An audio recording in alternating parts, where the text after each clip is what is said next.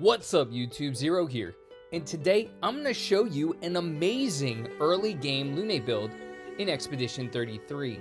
In this video, I'll go over the build that includes the attributes and the skills you need for Lune. I'll go over some very important Pictos that are going to be very useful, and I'll talk about why this build is really amazing and you should definitely be checking it out. The first thing to note is I was going to give an exact level, but I figured just an early game general build because I was jumping levels extremely quickly depending upon the optional side bosses that I was beating. At one point I was at level 15, I beat a side boss and I jumped to level 18. So this is going to be a general build giving you direction early game for if you want a very good early game build. Now I've opted to choose for Lune to be my healer of the squad. She has a lot of great skills that provide a lot of healing for the team, allowing your team to stay alive longer in battle. So she is a great support character, one that is really fantastic early game to provide the healing and support your team needs, especially if you're learning the game mechanics, you're not as good dodging or parrying that you would like.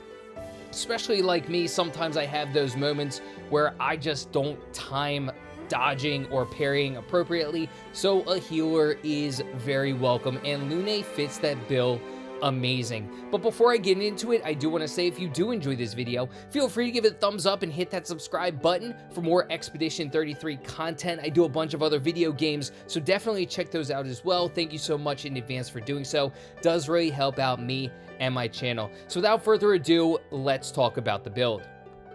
You can see that I am at level 24, just got into Act 2, but as you are progressing, you're leveling up.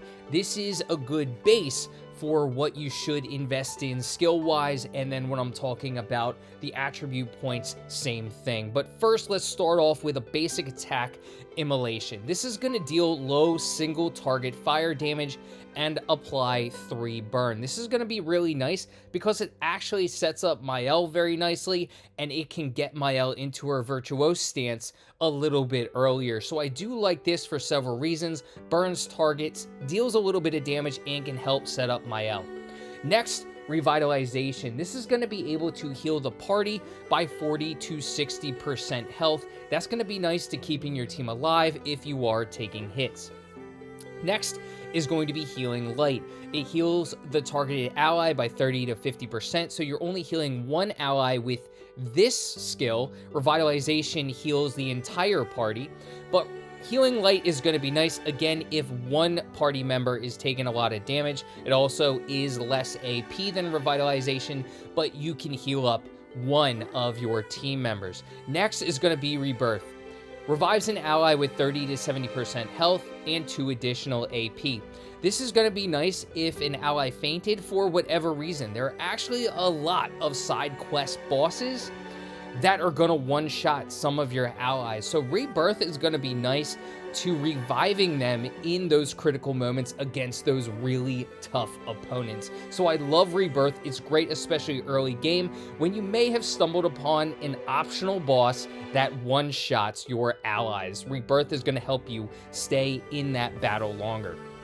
I talked about Immolation a little bit, but Immolation works really well with Thermal Transfer. Thermal Transfer is awesome with Immolation. So what Thermal Transfer does is it deals low single target ice damage, but you also gain 4 AP if the target is burning. So first, you hit with Immolation. If you don't need to heal up any of your party members, so you're not going to need to use Rebirth, Revitalization, or Healing Light, you can use Thermal Transfer to gain more AP. This is going to allow you to have a lot of AP for later in the battle, whether you have to heal up your allies with one of the 3 healing spells that we have, or whether you want to use a more powerful move such as Crippling Tsunami, which is what I have. This deals medium ice damage to all enemies. It also applies slow, which is what I like here for Crippling Tsunami because it applies slow. However, This last spot is really user's choice. You can utilize Rock Slide that you can see I invested in, or you can utilize Crippling Tsunami. Right now, I've preferred Crippling Tsunami, but both Rock Slide and Crippling Tsunami work. But now that we've talked about the skills, let's talk about the attributes. Attribute-wise, what I've invested in by level 24, I have 45 points invested in agility, 14 points invested in defense, and 13 points invested in vitality. At this point in the game, as I mentioned, Lune is going to be the healer of the squad. So no need for might, no need for luck. We're not really trying to kill enemies with Lune. Lune is going to provide a lot of support for the team, can attack with a little bit of damage if needed or if healing is not needed, but the main focus is Lune going as many times as possible just in case healing or reviving is needed for the team. So again, I have that 13 points invested in vitality, 45 invested in agility, and 14 invested in defense. So I really like this setup. It provides Lune a little bit of defensive prowess if you are getting hit with Lune, because you want Lune to stay alive. The maximum amount of agility, I do have up to 45. I'm investing a lot in it because I want Lune to go as much as possible to heal up the team when needed. I want to make sure that she is ready to go, has as much AP as possible so she can heal up the team. And that's one of the reasons why her moveset is really useful. Immolation deals fire damage to your target. It also burns your target. Again, what's really nice is that plays really well with thermal transfer. We have burning the target, then we hit with thermal transfer. So our first move is going to be immolation. We burn the target, then we're going to hit with a thermal transfer, which deals low ice damage to a target, but you also gain 4 AP if the target is burning. So you have that nice setup for Lune there. Then on top of that, if you burn the target, which is going to be fantastic for Mael, what's great is Mael has a move, a skill called Swift Stride. Now, what Swift Stride does for Mael is it deals low single target physical damage. However, you switch to your Virtuose stance if the target is burning. So if Lune is able to hit the target with her immolation, Mael is going to be able to hit the target with her Swift Stride and able to switch into Virtuose stance earlier. What's nice about that is Mael deals for a lot of damage when in Virtuose stance. That's one of the reasons why you want to get her into Virtuose stance as early as possible. So Lune is going to be able to set her up for that move that Mael is able to do. On top of that, what Lune is going to be able to accomplish is, again, like I said, keeping the team alive. She has a lot of movesets to be able to do this. She has her Healing Light that's going to be able to give health back to one of the party members. She's going to have her other moves that are going to be very nice. Rebirth, that's going to be able to heal the team. Revitalization, that's going to be able to heal the team, which is really going to be able to keep the team alive in those critical moments, which is why I love this build.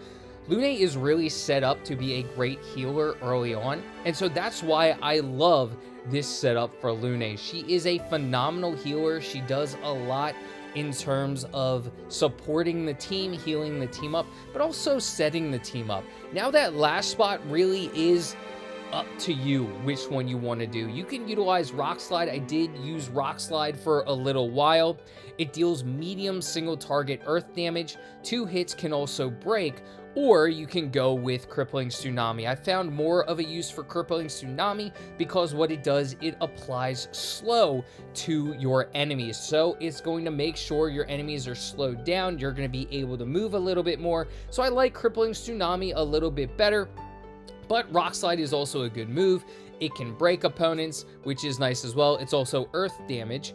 So one or the other, that's kind of dealer's choice. However, this setup is awesome for early game, and if you're not at level 24, this is just the way to go. This is a little bit of a direction where you want to invest mostly in agility, a little bit in vitality, a little bit in defense to make sure that you're going as often as possible, but also staying alive a little bit with that extra vitality and defense. What I invested in first in terms of Lune was I just went up that healing tree. I went healing light, then I went rebirth, then I went revitalization because I wanted to keep the team alive as much as possible. Really phenomenal healing setup for Lune. Really great early game to keep your team alive, especially if you're like me and you don't always perfect dodge or perfect parry and you're getting hit a little bit.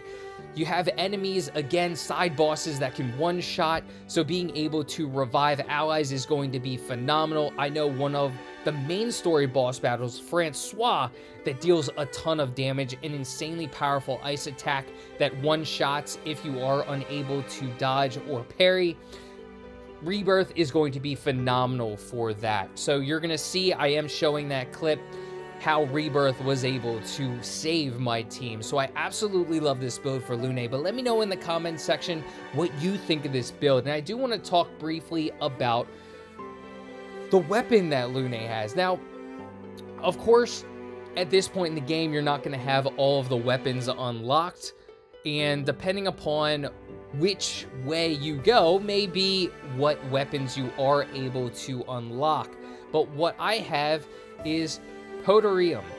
Poterium is a weapon that healing skills generate 1 additional light stain, which is going to be nice. And you can see in this weapon, Poterium, as you increase it, you're going to be able to slow and also generate more light stains. So this is where I go with this weapon, because it has to do with healing skills.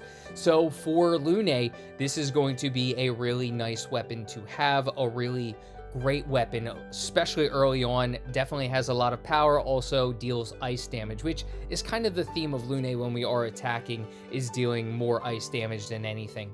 But let me know in the comments section what you think of this build. Is this something that you're going to utilize? Have you utilized a build similar to this for healing for Lune? I'm interested to hear. Let me know in the comments section. Definitely hit that thumbs up button and subscribe to the channel. And until next time, peace. Before I leave, a couple of the Pictos that I do believe are very important to Lune early game. The first is going to be accelerated healing. This is going to apply rush for 1 turn when you heal an ally. So that's going to be fantastic when you're healing up your allies. Augmented First Strike is another one that I have, 50% increased damage on the first hit. So that's going to be nice when you're applying Immolation. You're going to get a little bit more damage. Energizing Start 3. You're going to get +1 AP on battle. This is going to allow you for more AP. So either when you're attacking or when you need to heal, you're going to have the extra AP to do so. I have SOS Shell. I do love this, not just for Lune, but for a lot of characters. You apply Shell when falling below 50% health. Of course, this is going to allow Lune more survivability. You don't want to lose your healer, so having this is going to be extremely important. One other one that I do like having, it's not necessarily important, but exposing attack. Base attack applies defenseless for 1 turn. Since Lune is in more of a support healing capacity, you may want to save some of your AP for healing. So if that's the case when you're utilizing your base attack, you can apply defenseless for 1 turn and support your team that way. So those are a few of the Luminas that I do like, slash Pictos, that I do like having as a part of Lune's build. But until next time, peace.